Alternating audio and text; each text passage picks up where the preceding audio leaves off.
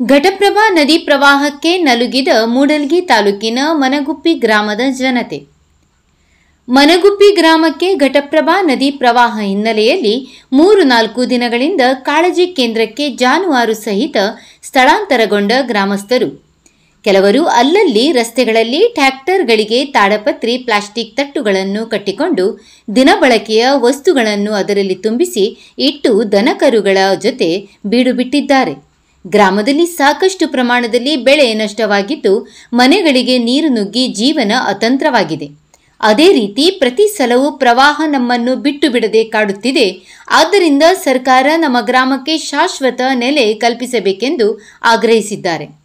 ಅದೇ ಸಮಯಕ್ಕೆ ತಾಲೂಕಾ ಆಡಳಿತ ಅಧಿಕಾರಿಗಳು ಕಾಳಜಿ ಕೇಂದ್ರಕ್ಕೆ ಭೇಟಿ ನೀಡಿ ಪರಿಶೀಲಿಸಿ ಮಾತನಾಡಿದವರು, ಕಾಳಜಿ ಕೇಂದ್ರದಲ್ಲಿ ಒಳ್ಳೆಯ ಊಟ, ವಸತಿ ಮತ್ತು ವೈದ್ಯಕೀಯ ಸೇವೆ, ದನಕರುಗಳಿಗೆ ಮೇವಿನ ವ್ಯವಸ್ಥೆ ಕೂಡ ಮಾಡಲಾಗಿದೆ ಎಂದು ತಿಳಿಸಿದರು.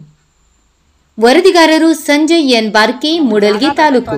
ಜಾಗ ದಟ್ಟ ತೊಂದರೆ ಇರಲಿ, ಹೊಳಿ ಬಂದೈತಿ, ನಮ್ಗೆ ದನದ ದಟ್ಟ ಈಗ ನಮ್ಮ ಪರಿಸ್ಥಿತಿ ವರ್ಷ ಹೆಂಗಾದ್ರೆ ಎಲ್ಲಾರ ಜಾಗ ಮಾಡಿಕೊಡ್ಬೇಕು ಮತ್ತು ನಮಗೆ ಎಲ್ಲಾರು ಅನುಕೂಲ ಮಾಡಿಕೊಡ್ರಿ. ದನ ಕರ ಮಂದಿ ಮಕ್ಕಳು ಎಲ್ಲ ನಾವು ಭಾಳ ಅನುಕೂಲ ಆಗತ್ತೀವಿ.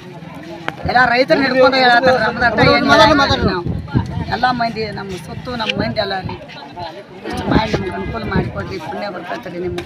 ಊಟ ವ್ಯವಸ್ಥೆ ಬರೋಬ್ಬರಿ ನಮಗೇನ್ರಿ ತಿನ್ನಾಕ ಉಣ್ಣಾಕ ಏನು ಅರ್ಧ ಐತಿ. ಎಲ್ಲರೂ ಸಾಹೇಬರು ಬಂದು ಹೋಗ್ತಾರೆ, ಎಲ್ಲರೂ ನೋಡ್ತಾರೆ, ಡಾಕ್ಟ್ರು ಬರ್ತಾರೆ, ಮತ್ತು ಆಶಾಗಳು ಬರ್ತಾರು, ಎಲ್ಲ ಬರ್ತಾರೆ. ಜಾಗ ಒಂದ ನಮ್ಮ ಕಳೆ ಮೇನ್ ನಮಗೆ ಏನೋ ಯಾವುದೋ 4 ದಿನ ಶುಕ್ರವಾರ ಬಂದದ್ದು ನಾವು ನಮ್ಗೆ ಜಾಗದನ ಅನುಕೂಲ ನೋಡ್ರಿ. ಎಲ್ಲಾರ ನಮ್ಗೆ ಅದನ್ನ ಮಾಡಬೇಕು.